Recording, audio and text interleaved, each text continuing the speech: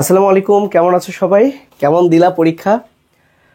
প্রথম পরীক্ষা, চলো তোমাদের রেজাল্টগুলো একটু দেখাই। এখন পর্যন্ত এখনও 4 জন অনলাইনে পরীক্ষা দিচ্ছে। এখন পর্যন্ত পরীক্ষা দিয়েছে 96 জন। এই যে দেখতে পাচ্ছ, 96 জন এখন পর্যন্ত পরীক্ষা দিয়েছে। ওকে, ভালো কথা। সো 100 কারা কারা পেলো তাদের নামগুলো একটু বলি।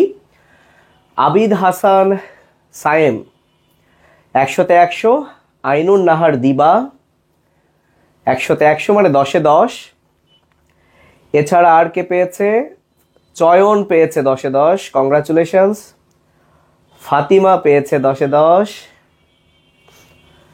জুয়াইরিয়া তাহসিন জিশা পেয়েছে 10-এ 10। কাশফিয়া ফাবলিহা আবৃতি পেয়েছে 10-এ 10। মাইদা ইসলাম পেয়েছে 10-এ 10। তারপর নাবিল পেয়েছে 10-এ 10। ওকে, এদিকে অরণি পেয়েছে 10-এ 10।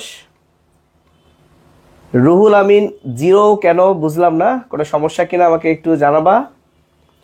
সাফিয়া জাহান জারিফা পেয়েছে 10-এ 10। রূপা, আচ্ছা রূপা না, সোহাইল পেয়েছে 10-এ 10। তার মানে সবাই 10-এ 10 পাওনি। তাজবির তামিম পেয়েছে 10-এ 10 অ্যান্ড ওয়াজিহা ওয়াহাব যারা পেয়েছে 10-এ 10। জাকিয়া সুলতানা জিমও পেয়েছে 10-এ 10। ইংলিশ ভার্সনের জন্য আমরা কিন্তু ইংলিশ টার্মগুলো পাশে লিখে দিয়েছিলাম। আচ্ছা, চলো আমরা একটু দেখে আসি কোথায় কোথায় আসলে সমস্যা হয়েছে। চলো আমরা একটু প্রশ্ন দেখে আসি। প্রথম প্রশ্ন ছিল, আচ্ছা এখন কিন্তু আমাকে একটু দেখা যাচ্ছে না, আমি একটু পেছন থেকে তোমাদেরকে বলছি, তোমরা এটা একটু ঠিকঠাক দেখো। প্রথম প্রশ্ন হচ্ছে, কোনটি পর্দাবিহীন অঙ্গাণু? সো পর্দাবিহীন মানে আবরণ নাই। সো আবরণ নাই হচ্ছে মামাই সেরা। এই মামাই, মাতে মাইক্রোটিউবুল মাইক্রোফিলামেন্ট, সেখানে মাইক্রোটিউবুল আনসার। 2 নাম্বার, কোনটি কোষীয় কঙ্কাল নয়? ইন্টারমিডিয়েট ফিলামেন্ট বলে কিছু নাই, যেটা আছে সেটা হলো intermediate tubule. Sorry, intermediate tubule বলে কিছু নাই, যেটা আছে সেটা হচ্ছে ইন্টারমিডিয়েট ফিলামেন্ট। ওকে, আচ্ছা এরপরে যদি আসি, কোনটি পেশি প্রোটিন? পেশি মানে আমরা শিখিয়েছিলাম মায়ো, আর প্রোটিন নামের শেষে ইন, তাহলে মায়োসিন হচ্ছে সঠিক আনসার। নাম্বার 4, প্রোটোপ্লাজমের অংশ নয় কোনটি? সো প্রোটোপ্লাজমের অংশ 3টা, সাইটোপ্লাজম, প্লাজমা মেমব্রেন অর্থাৎ কোষঝিল্লি এবং নিউক্লিয়াস। তাহলে কোষ প্রাচীর কিন্তু নয়। আমরা গতদিন দেখেছি একটা কোষের মধ্যে 2টা ভাগ, সেলওয়াল বাদে যা থাকবে সেটা হচ্ছে প্রোটোপ্লাস্ট। তাহলে খেয়াল করো, আমরা গতদিন দেখিয়েছি একটা কোষের মধ্যে, একটা কোষ যদি হয় সেল, তাহলে একটা কোষের মধ্যে 2টা জিনিস আছে। তাহলে কোষ ইজ ইকুয়াল টু কোষ প্রাচীর মানে সেল ওয়াল প্লাস প্রোটোপ্লাস্ট। তাহলে প্রোটোপ্লাস্ট ইজ ইকুয়াল টু কি হবে? সেল ওয়ালটাকে এ পাশে নিয়ে আসলে সেল মাইনাস সেল ওয়াল, বুঝতে পেরেছো? তাহলে প্রোটোপ্লাস্ট ইজ ইকুয়াল টু কি হবে? সেল মাইনাস সেল ওয়াল হবে। আশা করি বুঝতে পেরেছো। তাহলে protoplast is equal to cell minus cell wall, এটাই হচ্ছে সঠিক আনসার। এবার দেখো, প্রশ্ন করেছি পেশি কোষকে কি বলা হয়? আমরা শিখিয়েছি মায়ো মানে পেশি, সাইট মানে কোষ, তাহলে পেশি কোষকে বলে মায়োসাইট। আমরা জানি সার্কো মানেও পেশি, কিন্তু লেমা মানে তো পর্দা, লেমা মানে তো কোষ না। আমরা জানি সার্কো মানে পেশি, কিন্তু প্লাজম মানে তো তরল, কোষ না। আমরা জানি মায়ো মানে পেশি, কিন্তু ফাইবার মানে তো তন্তু, কোষ না, তাই না? নিচের কোনটি ছোট নির্দেশ করে না? আমরা শিখিয়েছিলাম ছোট বলতে নামের শেষে ইউল বসে। তো আমি একটু মজা করে দিয়েছি, আমার আঙ্কেলের নাম মাহমুদ, সো মাহমুদের ছোট মাহমুদুল। আসলে এটা একটা মানুষের নাম, বুঝতেই পারছো এটা হবে না। কিন্তু ব্রঙ্কাস তোমরা সামনে পড়বা, ব্রঙ্কাস আমাদের শ্বসনতন্ত্রের একটা অংশ, তার ছোট ব্রঙ্কিওল। ট্রাকিয়ার ছোট কি? ট্রাকিওল। লোব মানে খণ্ড, লোবের ছোট কি? লোবিউল। তাহলে এগুলো কিন্তু ছোট, বাট মাহমুদুল কিন্তু মাহমুদের ছোট না, এটা একটা পুরো নাম। ওকে, একটু মজা করার জন্য দিয়েছি। মাইক্রোটিউবুলের বাংলা কি? এটা ইংলিশ ভার্সনের জন্য লাগতো না, কিন্তু আমি গতদিন পড়িয়েছি, অনুনালিকা। প্রাণী কোষে কোষ প্রাচীর থাকে না, গত ক্লাসে আমি একবার উচ্চারণ করিয়েছিলাম। কোষ কঙ্কালের পর্দা নাই, কারণ কোষ কঙ্কাল মানে মামাই, মামাই সেরা, এদের পর্দা নাই। তো কারো কোনো প্রশ্ন থাকলে আমাকে জানাও। আমি 30 সেকেন্ড আমি এখন আমার চেহারাটা দেখাচ্ছি, কারো কোনো প্রশ্ন থাকলে কমেন্ট করো। আমরা 30 সেকেন্ডের মধ্যে আমাদের আজকের ক্লাস শুরু করব এবং আমরা কোষ কঙ্কাল ওই যে মামাই সেখান থেকেই শুরু করব। সো কমেন্ট করতে থাকো।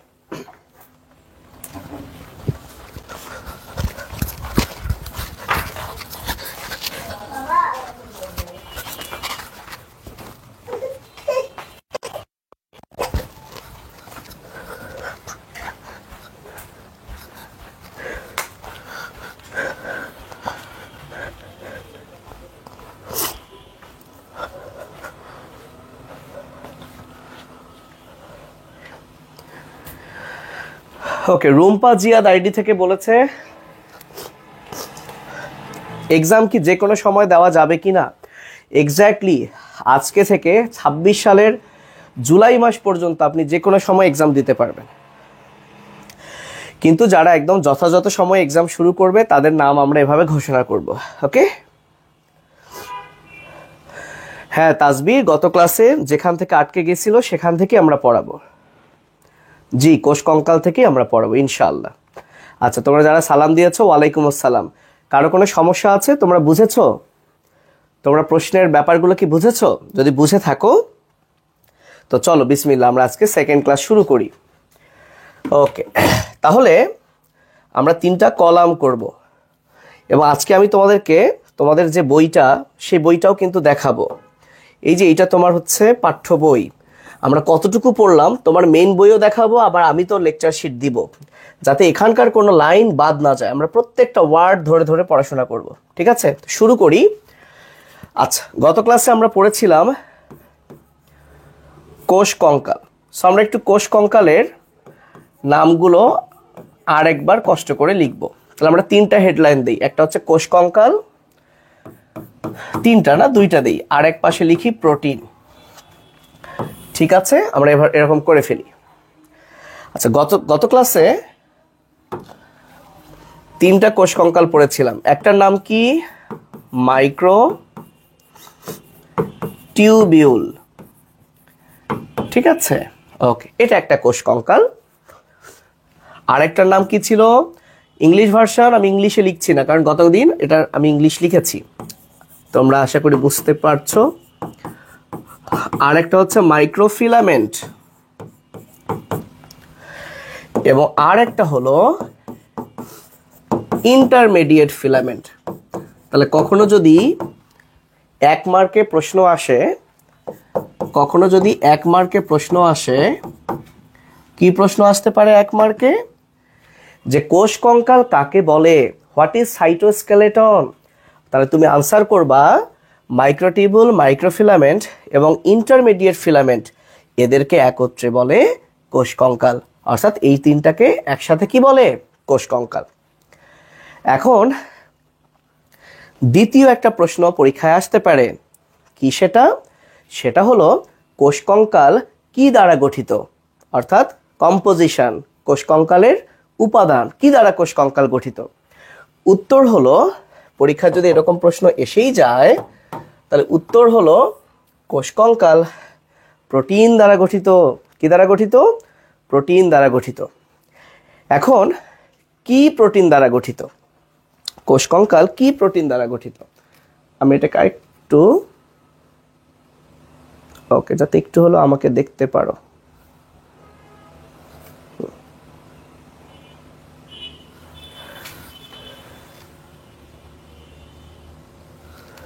কাপাকাপি করছে।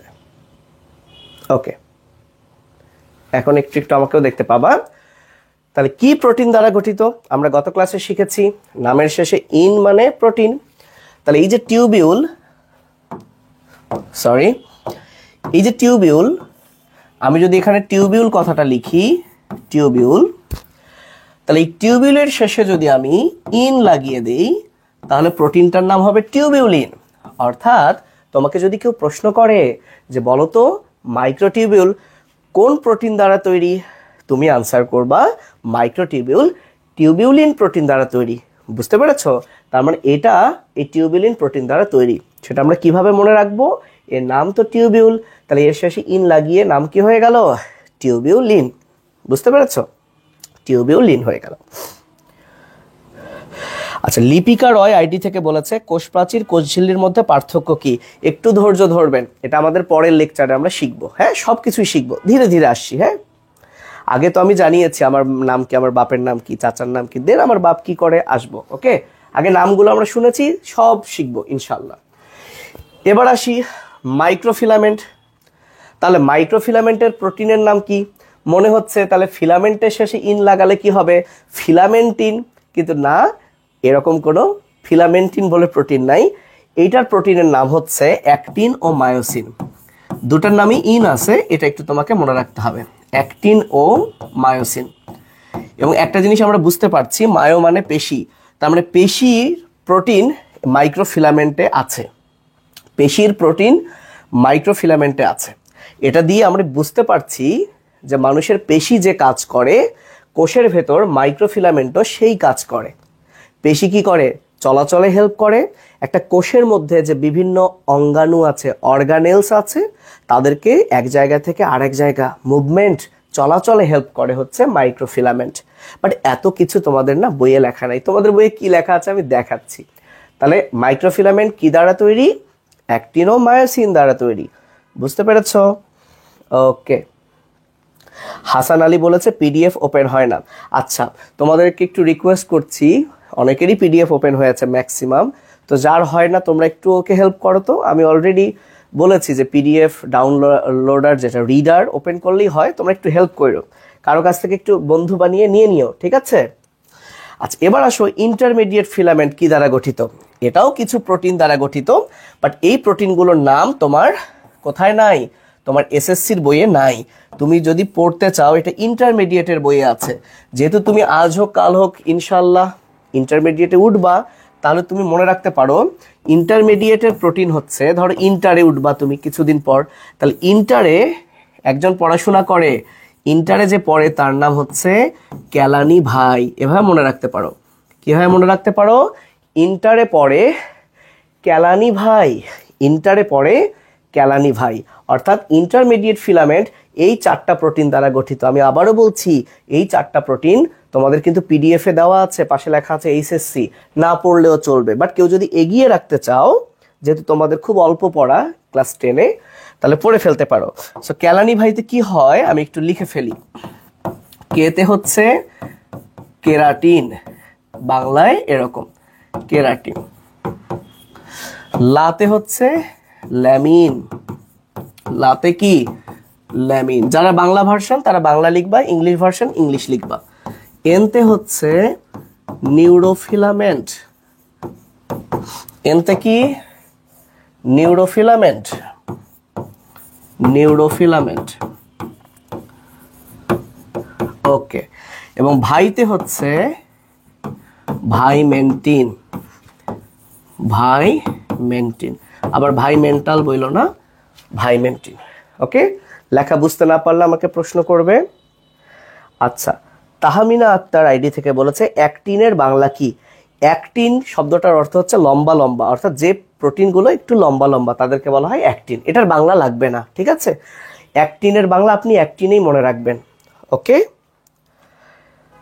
ওকে, তাহলে আমরা কোষ কঙ্কাল আমাদের মতো করে পড়ে ফেললাম। এইবার তোমাদের পাঠ্য বইয়ে কোষ কঙ্কাল বা সাইটোস্কেলেটন নিয়ে কতটুকু বলা আছে আমি একটু দেখাই। নিশ্চয়ই তোমাদের, আমি কখনো তোমাদের বলছি কখনো আপনাদের, এটা আমার একটা দোষ, আপনারা বুঝে নিয়েন। আচ্ছা, এই যে খেয়াল করি আমরা, একটু জুম করি, একটু জুম করি। ও, এটা হচ্ছে পাঠ্য বই, আমি বাংলা ভার্সনের বই থেকেই দেখাচ্ছি। এই যে কোষ কঙ্কাল সাইটোস্কেলেটন কি কি আছে, আমরা তো অনেক কিছুই পড়লাম। কি কি আছে দেখো, কিভাবে লেখা আছে। মাইক্রোটিবিউল মাইক্রোফিলামেন্ট কিংবা ইন্টারমিডিয়েট ফিলামেন্ট হচ্ছে এ ধরনের তন্তুর উদাহরণ।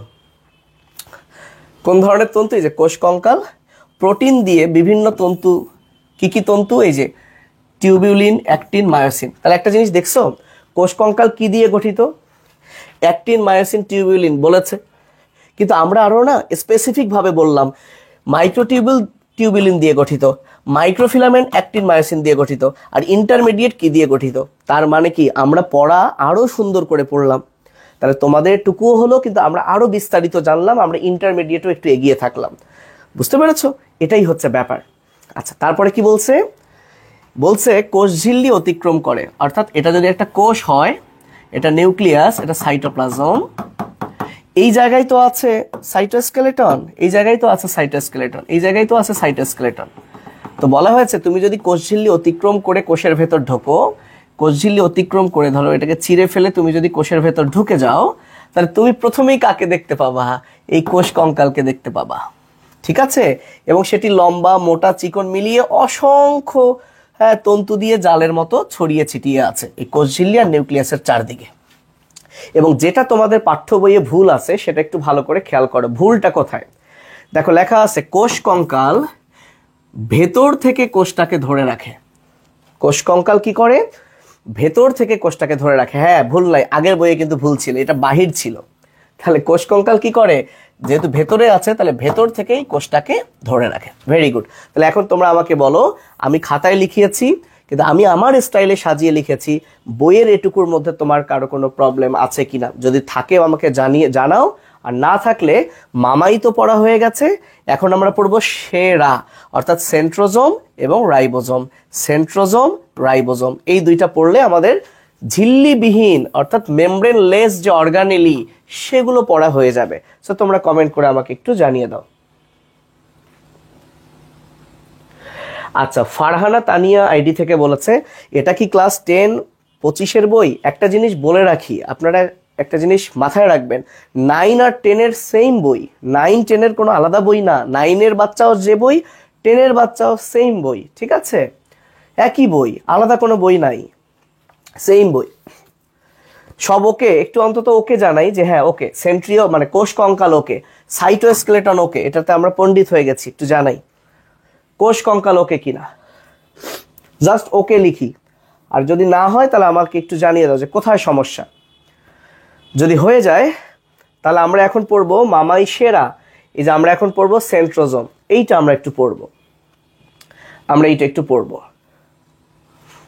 এখানে এই যে কথাগুলো আছে আমি আমার মতো সাজিয়ে আগে খাতায় লেখাবো, তারপর আমরা এখানে এসে দেখবো যে সব ঠিক আছে কিনা।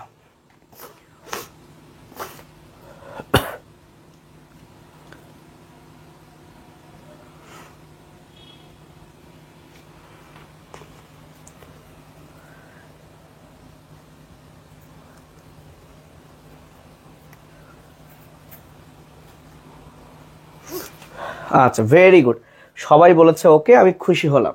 চলো তাহলে আমরা এখন নতুন একটা পড়া পড়ি। আমরা সবাই হেডলাইন দেই, মামাই যে সেরা সেতে আমরা হেডলাইন দিয়ে দেই সেন্ট্রোজোম। এই যে এই জয়ের জায়গায় তুমি সও লিখতে পারো। ঠিক আছে? ইংলিশে আসলে সেন্ট্রোসোম, সেন্ট্রোসোম এই জিনিসটাকে বাংলায় করতে গিয়ে কেউ কেউ স লেখে, কেউ কেউ জ লেখে। আচ্ছা, সেন্ট্রোজোম। সেন্ট্রোজোম পড়ার আগে আমরা এখন একটা ছোট্ট কাজ করি। কাজটা হলো আমরা একটা কোষ আঁকি, এরকম একটা গোল্লা দাও এবং তার ভেতর তুমি আরেকটা গোল্লা দাও। অর্থাৎ এইটা হচ্ছে নিউক্লিয়াস, এই যে ভেতরে যে গোল্লা দিয়েছো না, এটা হচ্ছে নিউক্লিয়াস, নিউক্লিয়াস। আর এটা হচ্ছে সাইটোপ্লাজম। তাহলে পুরোটা হচ্ছে একটা সেল বা কোষ, পুরোটা হচ্ছে একটা কোষ। ওকে, এখন একটা জিনিস জেনে রাখা ভালো, একটু জানিয়ে দেই তোমাদেরকে। সেটা কি? এক পাশে তুমি একটু লেখো উদ্ভিদ কোষ, ইংলিশে যারা লিখছো প্লান্ট সেল, উদ্ভিদ কোষ।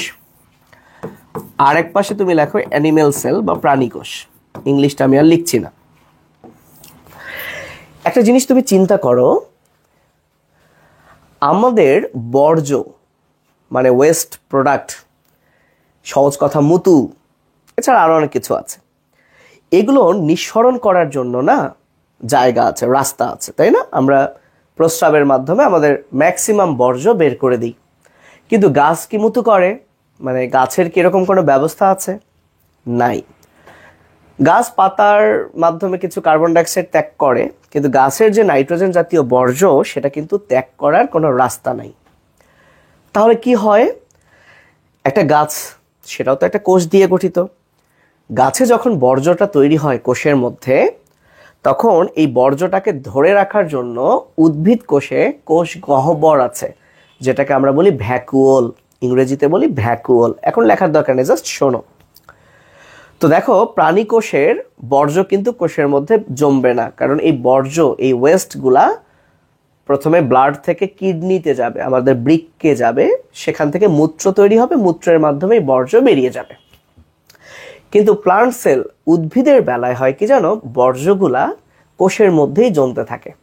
এখন এটাকে ধরে রাখার জন্য উদ্ভিদে একটা অতিরিক্ত অর্গানেলি থাকে, অঙ্গাণু থাকে, যাকেই বলা হয় কোষ গহ্বর বা সেল ভ্যাকুওল। এবং মজার বিষয় হলো, উদ্ভিদে এই কোষ গহ্বরটা যত বর্জ্য জমবে, যত ওয়েস্ট জমবে, গহ্বর তত বড় হবে, তাই না? ধরো এটা একটা প্লান্ট সেল বা উদ্ভিদ কোষ, এবং মনে করো প্রথমে এই ছোট্ট একটু গহ্বর ছিল, মানে ভ্যাকুওল ছিল। এখন এখানে বর্জ্য জমছে জমছে জমছে, ভ্যাকুওলটাও ধীরে ধীরে ধীরে ধীরে বড় হচ্ছে, আরো বর্জ্য জমছে, আরো বড় হচ্ছে। তো একটা সময় কি হবে জানো, এই যে ভ্যাকুওলটা নিউক্লিয়াসকে ঠেলা মারবে, এই তুই সরে যা, আমাকে জায়গা লাগবে। এজন্য কি হয় জানো, এজন্য কি হয় দেখো, এজন্য এই ভ্যাকুওলটা যখন অনেক বড় হয়, তখন উদ্ভিদ কোষের বেলায়, প্লান্ট সেলের বেলায় নিউক্লিয়াসটা একদিকে সরে যায়। এজন্য প্লান্ট সেল এবং অ্যানিমেল সেল, উদ্ভিদ কোষ এবং প্রাণী কোষের মধ্যে একটা না দুইটা গুরুত্বপূর্ণ ডিফারেন্স, পার্থক্য হচ্ছে, উদ্ভিদ কোষে, আমরা একটু লিখে ফেলি, উদ্ভিদ কোষে কোষ গহ্বর বা যেটাকে আমরা ইংলিশে বললাম ভ্যাকুওল থাকে, এখানে আমরা লিখব থাকে না, যদিও ছোট অবস্থায় থাকে কিন্তু থাকে না। সাথে আরেকটা কি দেখলাম, এই ভ্যাকুওল থাকার কারণে নিউক্লিয়াসটা কিন্তু প্রান্তে চলে গেল। সো উদ্ভিদ কোষে নিউক্লিয়াস প্রান্তে থাকে, মার্জিন বরাবর থাকে, পেরিফেরাল থাকে, সেন্ট্রারে থাকে না। নিউক্লিয়াস প্রান্তে থাকে, আর এখানে কি হবে, কেন্দ্রে থাকে, কারণ এখানে তো এরকম কোনো ভ্যাকুওল নেই। ওকে, আচ্ছা, এটা যদি বুঝে থাকো, তাহলে আমরা একটু প্রাণী কোষে ফিরে আসি। এটা যেমন আছে থাকলো, আমার বিশ্বাস তোমাদের লেখা হয়েছে। তাহলে আমি যদি একটু এটাকে মুছে ফেলি এবং এটাকে যদি আমি একটু মাঝে নিয়ে আসি, তাহলে এখন এটা কোন কোষ? তুমি বলবে এটা প্রাণী কোষ, অ্যানিমেল সেল। কিভাবে বুঝলে এটা প্রাণী কোষ? কারণ নিউক্লিয়াসটা সেন্টারে, রাইট? ওকে, নিউক্লিয়াসটা কেন্দ্রে, প্রান্ত মানে মার্জিনে। এখন এই যে প্রাণী কোষের নিউক্লিয়াসটা যে সেন্টারে, এই সেন্টারের কাছে, বুঝছো, এই সেন্টারের কাছে ছোট্ট ছোট্ট দুইটা অংশ থাকে, যারা মোটামুটি সমকোণে থাকে, 90 ডিগ্রি করে থাকে। কেন 90 ডিগ্রি করে থাকে, এটার ব্যাখ্যা আমরা ইন্টারে শিখবো, তোমাদের বইতে সব আলোচনাই নাই। তাহলে কি বলেছি, অ্যানিমেল সেল, প্রাণী কোষে এই যে সেন্টার নিউক্লিয়াস, তার ঠিক কাছে ছোট ছোট দুইটা অংশ থাকে। কেন এই দুইটাকে আল্লাহ তাআলা দিলেন এখানে আমরা শিখব। আমি এটা মুছে ফেলছি, যেহেতু এই দুইটা সেন্টারের কাছে আছে, আবার ছোট ছোট, তাহলে ছোট মানে ওল, তাই এই দুইটার নাম দেওয়া হলো সেন্ট্রিওল। বুঝতে পেরেছো? তাহলে কেন এর নাম সেন্ট্রিওল? বিকজ এটা সেন্টারে থাকে এবং ছোট ছোট। তাহলে সেন্ট্রিওল কয়টা? সেন্ট্রিওল হচ্ছে 2টা, 2 ইন নাম্বার। সেন্ট্রিওল হচ্ছে 2টা। কোথায় থাকে? নিউক্লিয়াসের কাছে থাকে, এই কারণেই তো তার নাম সেন্ট্রিওল। ওকে, এখন এই সেন্ট্রিওলের ঠিক পাশে, এই সেন্ট্রিওলের ঠিক পাশে, পাশে বলতে চারদিকে, এই সেন্ট্রিওলের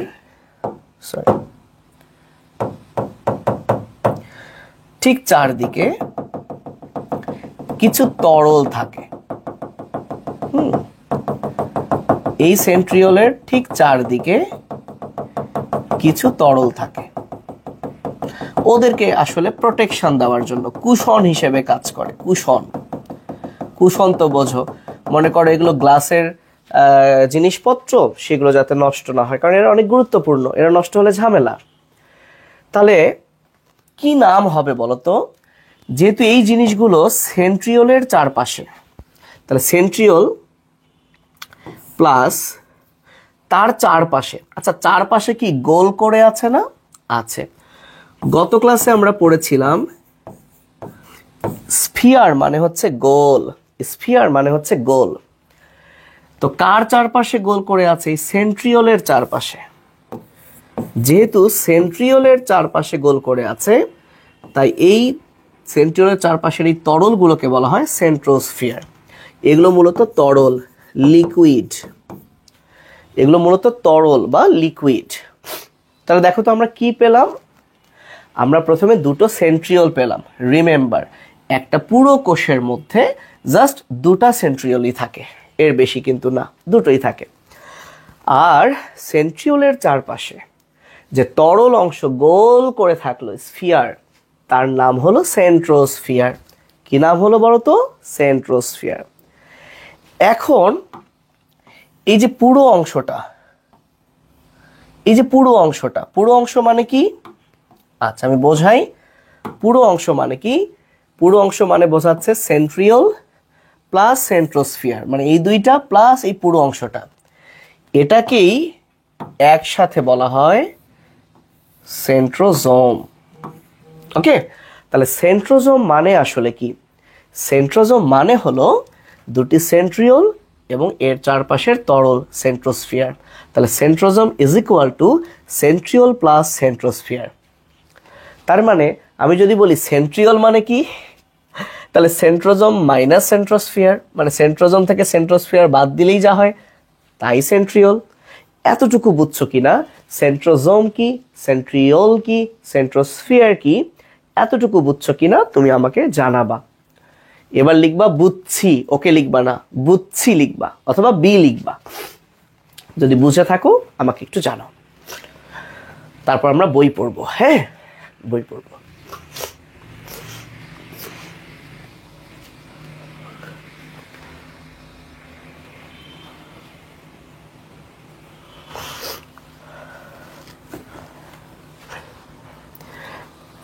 আচ্ছা, আরাফাত আইডি থেকে বলেছে আর একবার বোঝান।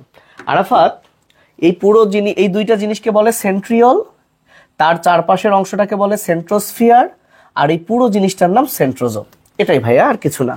ধরো এইটা হচ্ছে আরাফাত, এটা হচ্ছে আরাফাতের সহপাঠী, আর আরাফাত এবং আরাফাতের সহপাঠী মিলে হচ্ছে মনে করো, কি বলা যায়?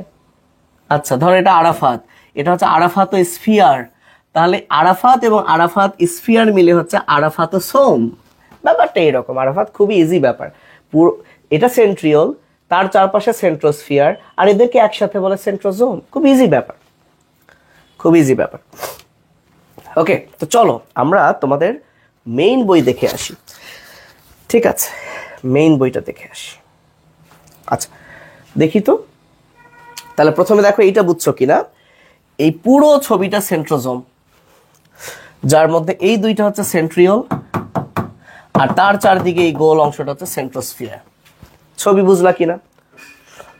এবার আসো একটা তোমাকে প্রশ্ন করি।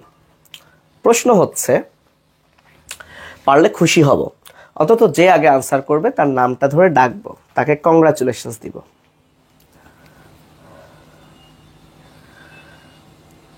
আচ্ছা, আহমেদ সানজার বলেছে, স্যার গত ক্লাসে তো পড়েছিলাম সাইটোপ্লাজমের তরল অংশের নাম সাইটোসল। তাহলে দেখো, তুমি মনে করো তোমার এক গ্লাসে পানি আছে, হ্যাঁ, ওই পানিগুলো হচ্ছে গ্লাসের তরল। এখন ওই পানির মধ্যে তোমার নাকের ঝোল ফেলে দিয়েছো, তাহলে ওই পানির মধ্যে যে নাকের ঝোল, ওই ঝোলটাই হলো মনে করো সেন্ট্রোস্ফিয়ার, আর ঝোলের মধ্যে দুইটা লাঠি দিয়েছো, শ্যামাইয়ের ছোট ছোট লাঠি দিয়েছো, ওরা হচ্ছে সেন্ট্রিওল। বুঝতে পেরেছো? এরকম। আচ্ছা, নাসরিন রেশমা আইডি থেকে বলেছে সেন্ট্রিওলের কাজ কি? আমি কিন্তু সেন্ট্রিওল শেষ করি নাই। আমি কি বলেছি সেন্ট্রিওল শেষ করে ফেললাম? বলি নাই তো, কেবল জিনিসটা কি জানলাম। এখন আল্লাহ তাআলা কেন দিয়েছেন এবার তো না আমরা এটা শিখবো, এত অধৈর্য হওয়া যাবে না। ঠিক আছে, ওকে ওকে। তাহলে আমার প্রশ্নটা, সেন্ট্রোজোম এটি প্রধানত কোন কোষে থাকে, প্রাণী না উদ্ভিদ? কমেন্ট করে জানিয়ে দাও।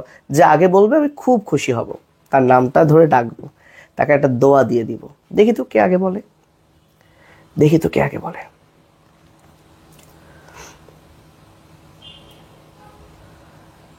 কেউ এখনো বলেনি। শাবাশ। এমডি ইকবাল হাসান বিশাল আইডি থেকে বলেছে প্রাণী।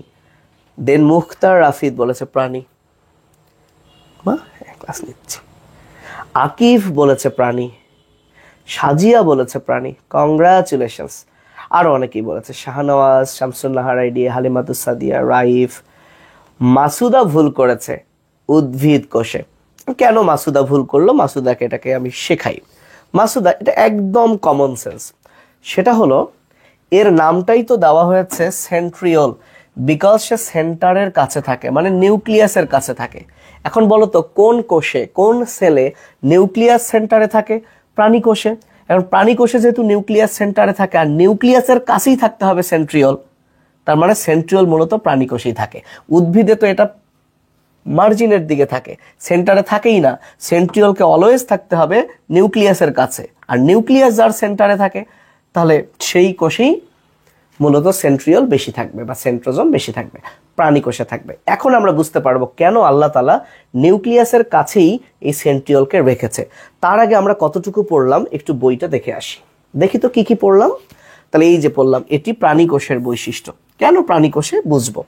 তার মানে কি উদ্ভিদে পাওয়া যায় না? একদমই, অবশ্যই কিছু উদ্ভিদে যায়, কিছু উদ্ভিদে যায়। এখন কোন কোন উদ্ভিদে যায় এটা ইন্টারমিডিয়েটে আছে, বাট এখন আমি দিতে যাচ্ছি না, মাথা গরম হবে। আগে আমরা এটা ভালো করে শেষ করি। এবার দেখো কি বলেছে, প্রাণী কোষের নিউক্লিয়াস তো এখানে আঁকানো নাই, কাছে আমি কিন্তু আঁকছি নিউক্লিয়াস, দুটি ফাঁপা। দেখো তো ছবিটাতে আমি এমন করে দিয়েছি না, এই যে এই যে এই যে এই যে এমন করে দিয়েছি, এর অর্থ বোঝায় ভেতরটা ফাঁপা। দেখো তাহলে ছবিটাও খেয়াল করতে হবে কিন্তু। আচ্ছা, ফাঁপা, নলাকার, অঙ্গাণু মানে অর্গানেলি, নলাকার মানে দণ্ডাকার দেখা যায়, তাদের বলে সেন্ট্রিওল। ক্লিয়ার? আর এর চারপাশে গাঢ়, ওই যে একজন প্রশ্ন করেছিল সাইটোসল আর সেন্ট্রোস্ফিয়ারের পার্থক্য কি, আমি বলেছিলাম গ্লাসের মধ্যে নাকের ঝোল দিয়ে দাও। তো যে প্রশ্ন করেছিল বলো তো গ্লাসের পানি আর নাকের ঝোল কোনটা বেশি গাঢ়? আশা করি বুঝতে পেরেছো। তাহলে মনে রাখো যে সেন্ট্রোস্ফিয়ার হচ্ছে গাঢ় তরল, তাকে বলে সেন্ট্রোপ্লাজম। হ্যাঁ, ভয় পেও না কিন্তু বন্ধুরা, তোমরা ভয় পেও না, তোমরা ভয় পেও না। আচ্ছা, এই যে সেন্ট্রোস্ফিয়ারেরই অপর নাম লিখেছে সেন্ট্রোপ্লাজম, যেহেতু এটা একটা তরল, তাহলে সেন্ট্রোস্ফিয়ারের অপর নাম এখানে লিখে ফেলো, সেন্ট্রোপ্লাজম। তাহলে আর ভুল হবে না, একদম ভয়ের কিছু নেই, সমাধান আছে সবকিছুরই। তাহলে সেন্ট্রোস্ফিয়ারের অপর নামই হলো সেন্ট্রোপ্লাজম। কেন প্লাজম বললো বলেন তো? কারণ এটা তরল। সব কিছু কিন্তু এই মিনিং এর খেলা, তাই না?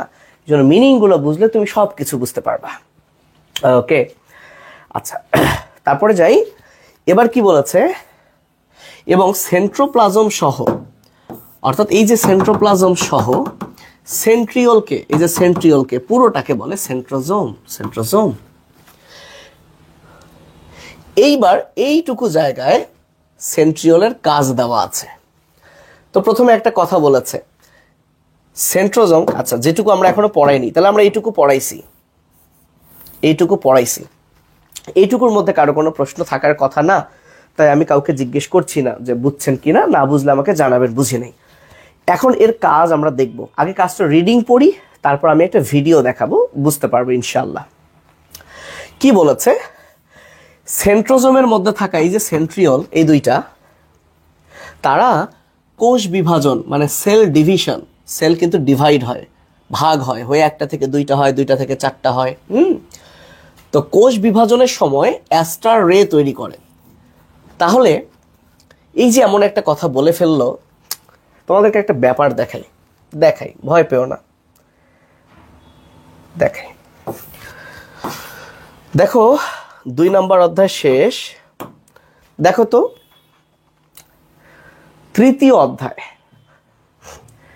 তৃতীয় অধ্যায়টার নাম হচ্ছে কোষ বিভাজন। তো আমরা তো এখনো কোষ বিভাজন পড়ি নাই, তাহলে কোষ বিভাজনে সেন্ট্রিওল যে আবার অ্যাস্টার রে তৈরি করে, এইটা তো আমার জানার কথা না, কারণ আমরা তো এটা এখনো শিখি নাই, বুঝছো? তো এই কারণে এটা বুঝতে কষ্ট হলেও আমি একটা ছোট্ট ভিডিও দেখানোর চেষ্টা করব, যে দেখি তোমরা বোঝো কিনা। তাহলে মাথায় রাখো, যেহেতু কোষ বিভাজনই পড়িনি, তাহলে সেন্ট্রিওল কি করে এটা বোঝাটা একটু কষ্ট হলো, বাট আমি সহজ করার চেষ্টা করছি। দেখি তো কিভাবে সহজ করা যায়। আমি একটা ভিডিও, একটা কিছু লিখে সার্চ করি।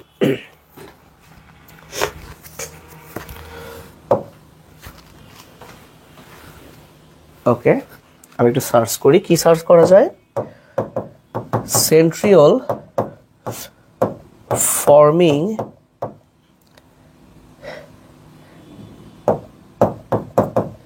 অ্যাস্টার রে,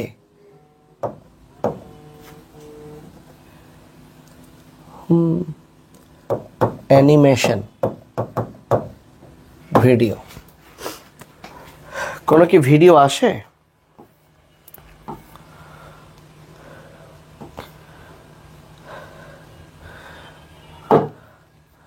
আমি জানি না ভিডিও আসবে না, এটা কেউ। Let's read the question. Question is mitotic apparatus is formed of. Option A is centrosomes and phragmoplasm. Okay. B is 2 esters and spindle fibers. C is now lecture নিচ্ছে, আমরা লেকচার দেখতে চাই না। আচ্ছা, আমরা অন্য একটা কিছু দেখি, অ্যাস্টারে না দিয়ে অন্য কিছু বোঝানোর খাতিরে। সেন্ট্রিওল ফর্মিং স্পিন্ডল ফাইবার, একটু ধৈর্য ধরো, ধৈর্য হারা হইও না। স্পিন্ডল ফাইবার মানে দেখলে একটু যদি মাথায় আইডিয়াটা আসে, বুঝছো? আমি চাচ্ছি একটা অ্যানিমেশন ভিডিও দেখি। ওকে, ভিডিওটা কপিরাইট হয়ে বন্ধ হয়ে যাবে কিনা? In the last few lectures, we understood the terms chromosome, chromatid, and sister chromatic. Okay, Mitose. Wait, ভয় পেও না। Dimer of triplet microtubules arranged in a ring. The centrioles separate acting centrosomes. 3 main types. এই যে এইটাতে একটু দেখাই, The first type of microtubule, এইখানে তুমি ভালো বুঝতে পারবা। the microtubule, দেখো প্লিজ একটু দেখো, আশা করি একটু ক্লিয়ার হবে কনসেপ্টটা। হ্যাঁ ভাইয়া, এইটা একটা কোষ, এই যে পুরো একটা কোষ, সেল। এটা হচ্ছে নিউক্লিয়াস, আর নিউক্লিয়াসের ভেতর থাকে আবার নিউক্লিওলাস। এটা এখন আমরা পড়ি নাই, বাদ দাও। এই যে একটা কোষের 2টা সেন্ট্রিওল থাকে, এই যে একটা সেন্ট্রিওল, এই যে একটা সেন্ট্রিওল। কিন্তু খেয়াল করো, সেল যেহেতু ডিভাইড হবে, মাথায় রাখবা, একটা সেল যখন ভাগ হয়ে 2টা হবে, এই সেলে যতটা সেন্ট্রিওল থাকবে, মনে করো এই সেলে কয়টা সেন্ট্রিওল আছে? 2টা, তাহলে এখানেও 2টা থাকা লাগবে, এখানেও 2টা থাকা লাগবে। এজন্য এই সেলটা ডিভাইড হওয়ার আগে এখানে যা আছে সেগুলোকে ডাবল হইতে হয়। এজন্য খেয়াল করো, সেন্ট্রিওল 2টা ছিল, ভাগ হয়ে কিন্তু 1 2 3 4টা হয়েছে, বলো কয়টা হয়েছে? সেন্ট্রিওল 4টা। এই 4টার মধ্যে কি হয়েছে দেখো, একটা সরে, একটা মানে যে 2টা সেন্ট্রিওল চলে আসছে এই পাশে, বাকি 2টা থেকে গেছে আরেক পাশে। কি হবে এখন জানো? কোষ বিভাজনের যেটা মেইন বিষয় সেটা হলো এই যে নিউক্লিয়াস, তার ভেতরে যে ক্রোমোজোম আছে, এই যে এগুলো হচ্ছে ক্রোমোজোম। তো মজার বিষয় হলো একটা কোষের নিউক্লিয়াসের ভেতর যদি 2টা ক্রোমোজোম থাকে, এই কোষটা ভাগ হয়ে যখন 2টা কোষ হবে, তখন এদের নিউক্লিয়াসের ভেতরেও 2টা করে ক্রোমোজোম থাকা লাগবে। ব্যাপারটাকে আমি যদি ভালো ছবিতে দেখাই, এটা একটা কোষ, এটা তার নিউক্লিয়াস, এর ভেতর মনে করো 2টা ক্রোমোজোম আছে। তাহলে এই কোষটা ভাগ হয়ে যদি 2টা কোষ হয়, তাহলে এই কোষটা ভাগ হয়ে যদি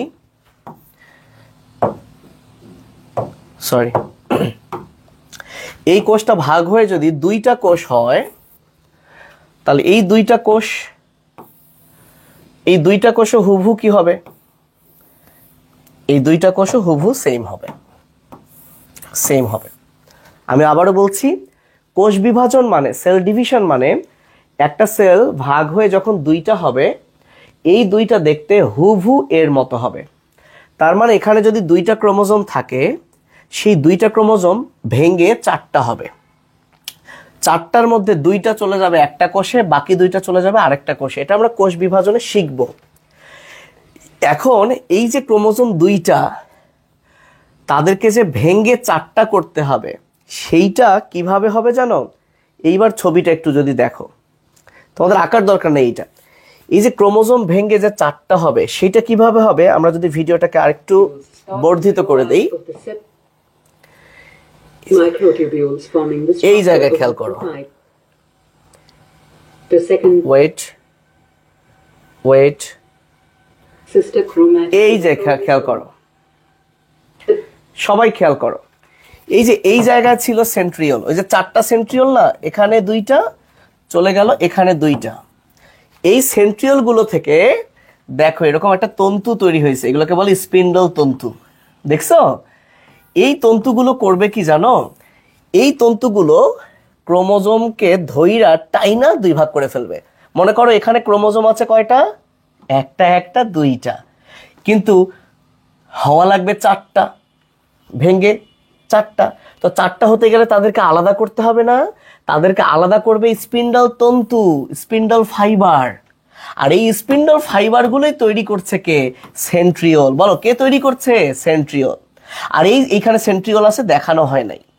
এই সেন্ট্রিওল গুলো যখন স্পিন্ডল ফাইবার তৈরি করে, বুঝছো, তখন এগুলো দেখতে মনে হয় তারার মতো। এই যে দেখো, এই রশ্মিগুলো দেখলে কার মতো মনে হয়?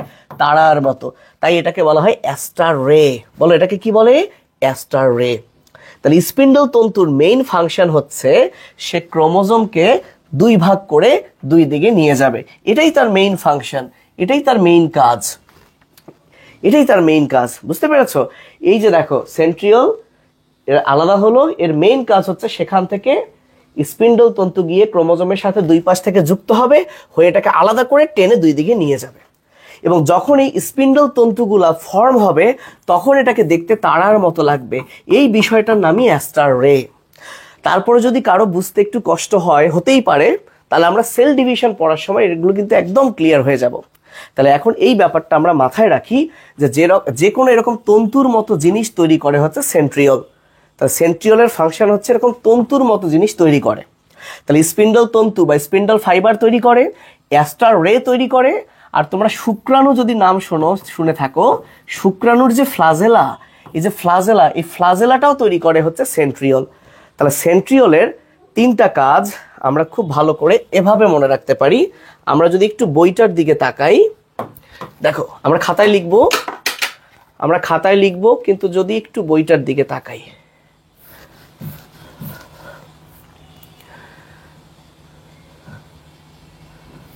আরে আচ্ছা, আমরা কোষ বিভাজনে আবার চলে আসছি। আমরা আগে বই দেখে তারপর খাতায় লিখবো, ভয় পেও না, শেষ হয়ে গেল। আচ্ছা কি ব্যাপার, ও সরি সরি সরি, এটা তো এই চ্যাপ্টারই, হ্যাঁ ঠিক আছে। তোমরা এটার দিকে তাকাইও না, চোখ ঝামেলা করবে, আমি যাই ওখানে, তোমরা চোখ বন্ধ করে থাকো। এই তো আমরা চলে আসছি, এই যে আমরা চলে আসছি। তাহলে সেন্ট্রিওলের কাজ কি?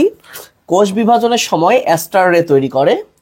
এছাড়া স্পিন্ডল যন্ত্র সৃষ্টিতেও অবদান আছে। প্রশ্ন হলো ভাই আপনি তো বললেন স্পিন্ডল তন্তু, তাহলে এখানে যন্ত্র কেন? আসলে ব্যাপারটা হলো, চলো আমরা একটু ছবি আঁকি, তোমরা সবাই ছবি আঁকো, এই ছবিটা আঁকো, এই ছবিটা আঁকো। এ পাশে একটা এরকম সেন্ট্রিওল দাও, সেন্ট্রিওল দাও, এটা সবাই আঁকো, এ পাশে সেন্ট্রিওল দাও। এবার একটা কাজ করো, এই যে এগুলো হচ্ছে স্পিন্ডল তন্তু, এগুলো হচ্ছে স্পিন্ডল তন্তু।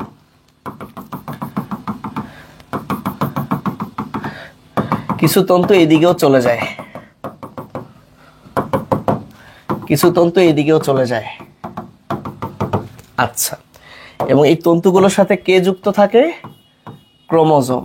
কে যুক্ত থাকে? ক্রোমোজোম।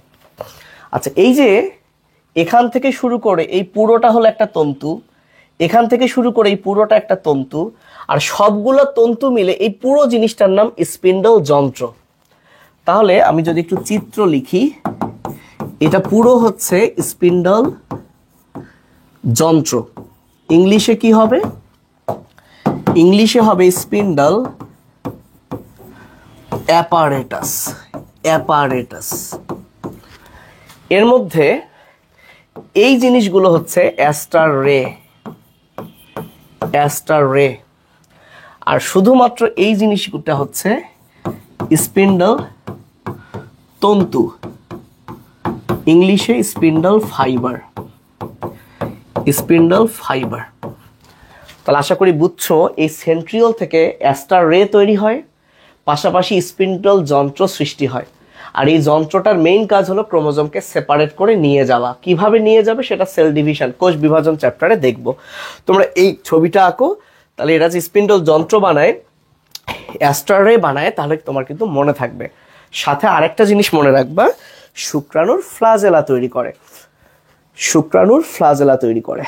আমরা আজকে কিন্তু রাইবোজোমটাও শেষ করে ফেলবো, রাইবোজোমটাও শেষ করে ফেলবো। তাহলে আমাদের লেকচার 1 এর পড়া শেষ হবে। যদিও আমরা লেকচার 2-তে আছি, সমস্যা নাই, যত ক্লাস লাগবে আমি নিব, নির্দিষ্ট কোনো ক্লাস নাই। হ্যাঁ, আমি তো বলি নাই 10টা ক্লাস নিব, 20টা নিব, 50টা লাগলে 50টা নিব। সহজ কথা, 1, 2, 3 অধ্যায় শেষ করতে যত ক্লাস লাগবে। আচ্ছা, এটা হয়েছে কিনা? তাহলে তোমরা এই যে ছবিটা আঁকছো, তোমরা সাথে কিন্তু লিখতে পারো কাজ। কার কাজ? সেন্ট্রিওলের কাজ। 1, অ্যাস্টার রে তৈরি করে, কখন? কোষ বিভাজনের সময়। 2, এই যে এটা হচ্ছে 2, স্পিন্ডল যন্ত্র সৃষ্টিতে ভূমিকা রাখে। আর 3 নাম্বার কাজ কি? 3 নাম্বার কাজ ফ্লাজেলা সৃষ্টিতে ভূমিকা রাখে। এখন এই ফ্লাজেলা শুক্রাণুরও থাকতে পারে, অন্য কারো থাকতে পারে। তাহলে ফ্লাজেলা তৈরিতে ভূমিকা রাখে, ফ্লাজেলা তৈরি। ফ্লাজেলাও হচ্ছে এরকম তন্তুর ন্যায় স্ট্রাকচার। মানে সেন্ট্রিওলের কাজই হলো এই তন্তুর ন্যায় স্ট্রাকচার তৈরি করে। তাহলে এবার বুঝতে পেরেছো কেন সেন্ট্রিওল নিউক্লিয়াসের কাছে থাকে? কারণ সেন্ট্রিওলের কাজই হলো নিউক্লিয়াসের ভেতরে যে ক্রোমোজোম তাদেরকে আলাদা করা। এই জন্য তারা সব সময় নিউক্লিয়াসের সাথে সাথে থাকে। ওকে, আচ্ছা, মুক্তার রাফিদ বলেছে ফ্লাজেলার বাংলা কি? ফ্লাজেলার বাংলা হচ্ছে ফ্লাজেলা। আসলে ফ্লাজেলা হচ্ছে সুতার ন্যায় একটা নালী, কিন্তু সেইটা পড়বো না আমরা, বাংলাতেও ফ্লাজেলাই মনে রাখবো, ঠিক আছে? যেমন আমার হাতের যে এই যে চুল, সো যাদের কিছু কিছু কোষে এই চুলের ন্যায় যে অংশ, সেটাই হচ্ছে তাদের বেলায় ফ্লাজেলা। ফ্লাজেলার যেটা মনে রাখবা, ফ্লাজেলা দিয়ে চলাচল হয়। ফ্লাজেলা দিয়ে কি হয়? চলাচল হয়। যেমন আমার এই চুল কি চলাচল করবে? না, কিন্তু একটা শুক্রাণু চলাচল করে, চলাচল করে। তাহলে শুক্রাণুর ওই লেজটাকে আমরা বলবো ফ্লাজেলা। তাহলে ফ্লাজেলা হলো সুতার ন্যায় অংশ। তাহলে ফ্লাজেলার কাজ যদি লিখতে চাও, এটা ইন্টারমিডিয়েটে পড়বা। ফ্লাজেলার কাজ হচ্ছে চলনে সাহায্য করা, চলনে সাহায্য করা। ওকে ভাইয়ারা, তাহলে মামাই সেরা, মামাই শেষ, সে শেষ, এবার আমরা পড়বো রাইবোজোম। তো আমরা রাইবোজোম পড়েই শেষ করব। আমরা সবাই হেডলাইন দেই রাইবোজোম। এটা আমি মুছে ফেলছি। সবাই আমরা হেডলাইন দিই, লাস্ট টপিক রাইবোজোম।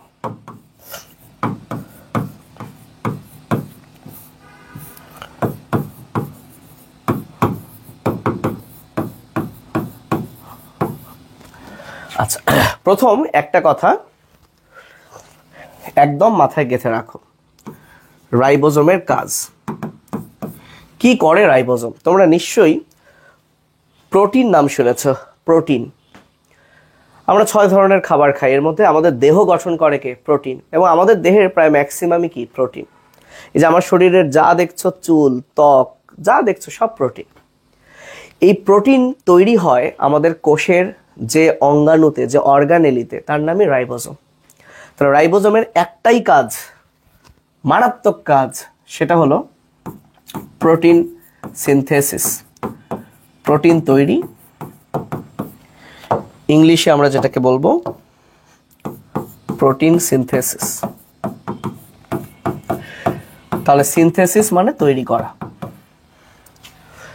এখন একটা ছোট্ট কথা বলি, প্রোটিন কিভাবে তৈরি হয়। প্রোটিন কিন্তু একটা বড় যৌগ। এটা কিভাবে তৈরি হয় এটা কিন্তু আমরা ক্লাস 9-এ শিখাইছি, কিন্তু এই ব্যাচে 9-এরও কয়েকজন কচিকাঁচা বাচ্চা আছে, তাদের জন্য হলেও, আবার নতুন কিছু স্টুডেন্ট আছে যারা ক্লাস 9-এ আমার কাছে পড়েনি, তাদের জন্য হলেও আমি একটু বলি। প্রোটিন ভাঙতে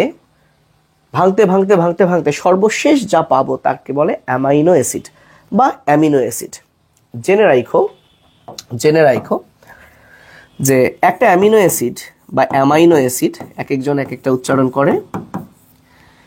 এই অ্যামিনো অ্যাসিডের সাথে প্লাস না দিই, এই অ্যামিনো অ্যাসিডের সাথে যখন আরেকটা অ্যামিনো অ্যাসিড যুক্ত হবে, মানে 2টি অ্যামিনো অ্যাসিড যখন যুক্ত হবে, হয়ে একটা বন্ধন করবে, তখন ওই বন্ধন বা বন্ডটাকে বলা হয় পেপটাইড বন্ড। পেপটাইড বন্ধন। তার মানে ধরো আমার এটা একটা অ্যামিনো অ্যাসিড, এই আঙ্গুলটা একটা অ্যামিনো অ্যাসিড, এদেরকে যখন আমি জুড়ে দিব, মাঝখানে যে একটা জয়েন্ট হবে না, এই জয়েন্টটার নাম পেপটাইড। জয়েন্টটার নামই কি? পেপটাইড বন্ধন বা বন্ড। এবং 2 জন মিলে হয়েছে, তাই যৌগটাকে বলবো বা এই কম্পাউন্ডটাকে বলবো ডাইপেপটাইড। তাহলে 2টি অ্যামিনো অ্যাসিড মিলে তৈরি হয় ডাইপেপটাইড। বলো কি তৈরি হয়? ডাইপেপটাইড। তাহলে এভাবে 3 থেকে 10টি অ্যামিনো অ্যাসিড মিলে তৈরি হয় অলিগোপেপটাইড। এগুলো ইন্টারমিডিয়েটের পড়া। অলিগো কথাটার অর্থ হচ্ছে স্বল্প। তাহলে 3 থেকে 10টি অ্যামিনো অ্যাসিড মিলে হয় অলিগোপেপটাইড। আর 11 থেকে 50টি অ্যামিনো অ্যাসিড মিলে হয় পলিপেপটাইড।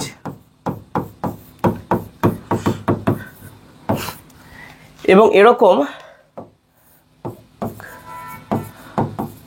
কয়েকটা পলিপেপটাইড মিলেই হয় প্রোটিন।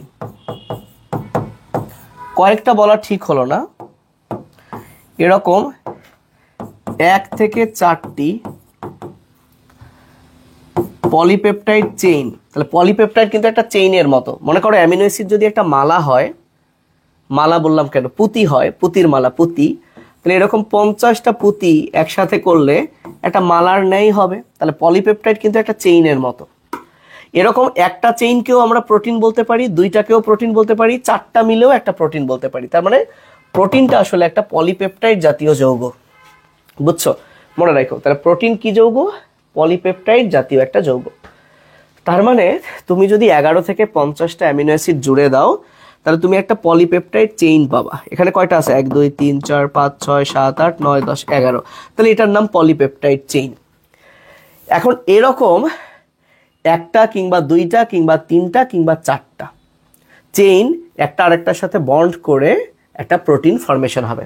তাহলে তুমি একটা জিনিস মাথায় রাখো যে প্রোটিন যৌগটা আসলে পলিপেপটাইড যৌগ। প্রোটিন যৌগটা আসলে কি?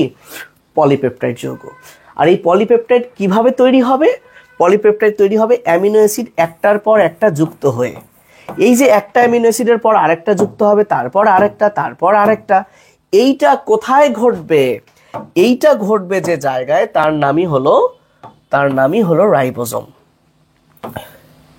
কই, এইটা ঘটবে যে জায়গায় তার নামই হচ্ছে রাইবোজোম। তাহলে চলো আমরা এখন একটু বইটা পড়ি, দেখি কি আছে। খেয়াল করো, উপরেই আছে রাইবোজোম। দেখো, তাহলে প্রোটিন উদ্ভিদেও দরকার, প্রাণীতেও দরকার। তাহলে এটা প্রাণী উদ্ভিদ উভয় কোষেই আছে, বোথ সেল রাইবোজোম ধারণ করে। এটার কি পর্দা আছে? নাই, সেটা তো আমরা আগেই পড়েছি, মামাই সেরা, এদের মেমব্রেন নাই। কাজ কি?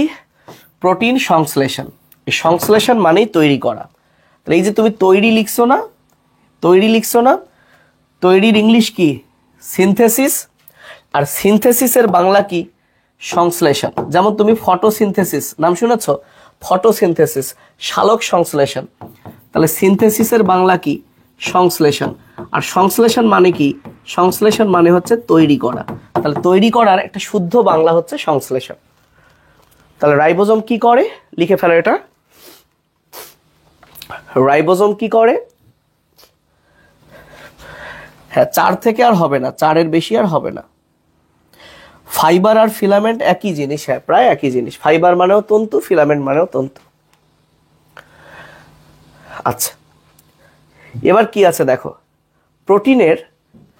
প্রোটিনের পলিপেপটাইড চেইন সংযোজন এই রাইবোজোমে হয়ে থাকে। কথাটা কি বুঝলা? অর্থাৎ একটা প্রোটিন মানে তো প্রোটিনের মধ্যেই তো কি আছে? Polypeptide chain. আর এই পলিপেপটাইড চেইনের সংযোজন, আসলে বলতে হইতো প্রোটিনের মধ্যে যে পলিপেপটাইড চেইন আছে, এই চেইনের মধ্যে যে অ্যামিনো অ্যাসিড সংযুক্ত হচ্ছে, সেই অ্যামিনো অ্যাসিডের সংযোজনটা রাইবোজোমে ঘটে। মানে ভাষাটাকে অনেক না শর্ট করে ফেলছে, বুঝছো? আবারও বলছি, প্রোটিন তো কি দিয়ে তৈরি? Polypeptide chain. সেই পলিপেপটাইড চেইনে কি সংযোজন হয়? Amino acid. কথাটা এখানে মিসিং। এই অ্যামিনো অ্যাসিড সংযোজনটা কোথায় ঘটে থাকে? রাইবোজোম। এবার একটা লাস্ট কথা হচ্ছে, এই যে একটা অ্যামিনো অ্যাসিডের সাথে আরেকটা অ্যামিনো অ্যাসিড যুক্ত হচ্ছে, এই যে এটার সাথে এটা যুক্ত একটা বন্ধন হচ্ছে, এই বন্ধনটা করার জন্য কিন্তু দরকার এনজাইম, যার বাংলা হচ্ছে উৎসেচক। তাহলে এই বন্ধনটার জন্য কি দরকার? এনজাইম বা উৎসেচক। প্রশ্ন হলো, কোষের আর কোথাও এই বন্ধনটা হচ্ছে না, রাইবোজোমেই কেন এই বন্ধনটা হচ্ছে? কারণ রাইবোজোমে এই বন্ধনগুলো হওয়ার এনজাইমটা আছে। আল্লাহ তাআলা রাইবোজোমের মধ্যেই এই এনজাইম রেখেছে। এই কারণে কেবলমাত্র রাইবোজোমই এই অ্যামিনো অ্যাসিডকে যুক্ত করে করে কিন্তু প্রোটিন বানাতে পারে। সেই কথাটাই তোমাদের বইয়ে আছে, দেখো। এছাড়া রাইবোজোম এ কাজে প্রয়োজনীয় উৎসেচক, এই উৎসেচক মানেই এনজাইম, সেটাও সরবরাহ করে থাকে।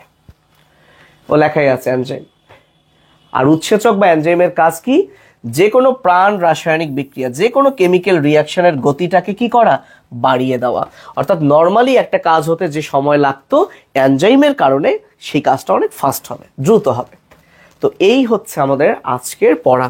আমি যদি এটাকে একটু ছোট করি, তাহলে আজকে আমরা মূলত পড়লাম তোমাদের বইয়ের 26 পৃষ্ঠা, এবং তোমাদেরকে লেকচার 1-এ যতটুকু আমি প্র্যাকটিস দিয়েছি, ওই যে বিগত বছরে কি এসেছিল, তোমরা এখন ওগুলো পড়তে থাকো। যদি তুমি কোনো কিছুর আনসার না পাও, আমি কিছু প্রশ্ন লিখেছি বাট উত্তরের ঘর ফাঁকা রেখেছি, ওই ফাঁকা ঘরটা তুমি নিজে নিজে পূরণ করবা। যদি তোমার কোনো একটাতে সমস্যা হয় যে এইটার উত্তর কি হবে আমি তো বুঝতেছি না, তখন তুমি মানে কমেন্ট করতে পারো বা পোস্ট করতে পারো গ্রুপে যে আমি এটার উত্তর কি হবে বুঝতেছি না। আমি আবারও বলি, গ্রুপে লেকচার 1 এবং লেকচার 2 দেওয়া আছে। মূলত লেকচার 1-এর যা যা পড়ালাম, এই জিনিসগুলো থেকে বিগত বছরে কি কি এমসিকিউ হয়েছে, কি কি জ্ঞানমূলক হয়েছে, কি কি অনুধাবনমূলক হয়েছে, সেগুলো কিন্তু আমি আমার লেকচার শিটে পিডিএফটা দিয়ে দিয়েছি। তোমরা এখন সেগুলো পড়বা, রিডিং দিবা, দিয়ে যদি কোনো কিছুর আনসার না বুঝতে পারো যে এইটার আনসার কি হবে, তখন তুমি কিন্তু পোস্ট করো। আর যদি বুঝতে পারো তো আলহামদুলিল্লাহ, হয়ে গেল। তো এই ছিল আমাদের আজকের ক্লাস। আর ইনশাআল্লাহ নেক্সট দিন কিন্তু অনেকেরই 10-এ 10 পাওয়া উচিত। আজকে যা পড়ালাম তার মধ্য থেকেই থাকবে। আজকে কিন্তু সবাই 10-এ 10 পাওনি, এটা খুব হতাশাজনক। ইনশাআল্লাহ নেক্সট দিন তোমরা পাবা, হতাশার কিছু নাই, ধীরে ধীরেই আগাই, এটাই বরং ভালো, তাই না? তো সবাই ভালো থেকো, আল্লাহ হাফেজ, আসসালামু আলাইকুম। কারো কিছু বলার আছে কিনা, থাকলে আমাকে জানিয়ে দাও। আচ্ছা, রুম্পা জিয়াদ বলেছে রাইবোজোম কি, আরেকবার বললে ভালো হয়। রাইবোজোম হচ্ছে কোষের একটা অর্গানেলি। ধরেন একটা কোষ হচ্ছে একটা বাড়ি, আপনার বাড়িতে অনেক মানুষজন থাকে, এক একজনের এক একটা কাজ, ঠিক আছে? আপনার বাড়িতে যদি কাজের কোনো বুয়া থাকে, ওই বুয়ার যেমন কাজ হচ্ছে রান্না বান্না করা, কারো কারো বাসায় আবার 2টা বুয়া থাকতে পারে, কারো কাজ ঘর ঝাড়ু দেওয়া। আমাদের একটা কোষকে তার কার্যক্রম পরিচালনা করার জন্য অনেক কিছু লাগে। এর মধ্যে রাইবোজোম একটা, যার কাজ হচ্ছে কোষের প্রোটিন সাপ্লাই দেওয়া। সে প্রোটিন বানায় আর কোষের ওই প্রোটিনগুলো দিয়ে কোষ কি হয়। এই যে আমরা একটু আগে পড়লাম না মামাই, মাইক্রোটিউবিউল, তার প্রোটিনের নাম কি টিউবিউলিন। এই প্রোটিনটা কোথায় তৈরি হয়? রাইবোজোমে। তাহলে আজকে রাইবোজোম না থাকলে ওই কোষের কঙ্কালই তৈরি হতো না।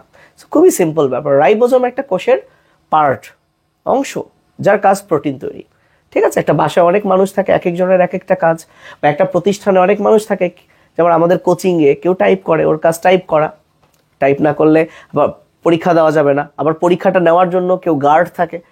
তারা একটু এভাবে চিন্তা করেন, তাহলেই হচ্ছে।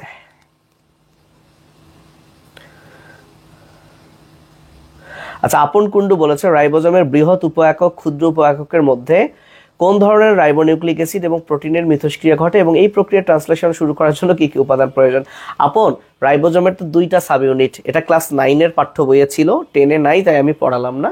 2টা সাব ইউনিটের মধ্যে বলে রাখি, যেটা বড়, এই বড়টার সাথে টিআরএনএর মিথস্ক্রিয়া ঘটে। আচ্ছা, এটা সবাই কিন্তু এটা শোনার দরকার নাই, শুধু আপন শুনুক।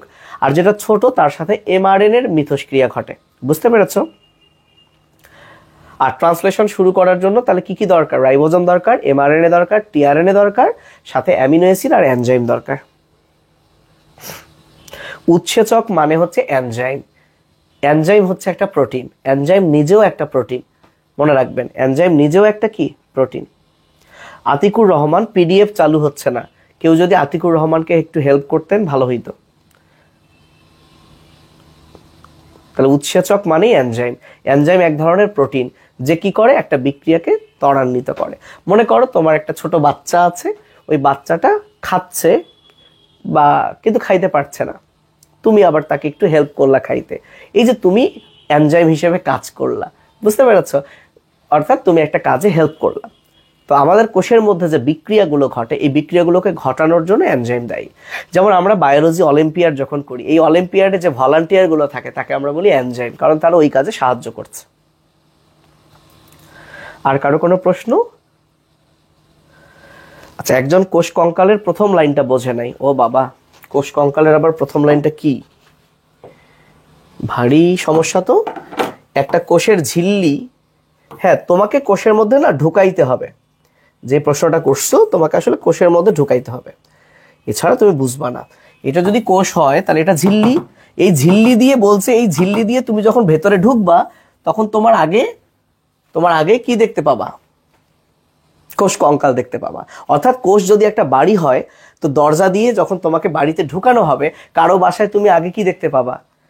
ফার্নিচার দেখতে পাবা। কারো বাসায় আগে তুমি বসার জায়গা, সোফা সেট দেখতে পাবা। কারো বাসায় তুমি আবার হাগার টয়লেট দেখতে পাবা, তাই না ভাই? তো একটা কোষের ভিতর তোমার ঢুকাই দিলে তুমি প্রথমে কঙ্কাল দেখতে পাবা। এটা না বোঝার কি আছে?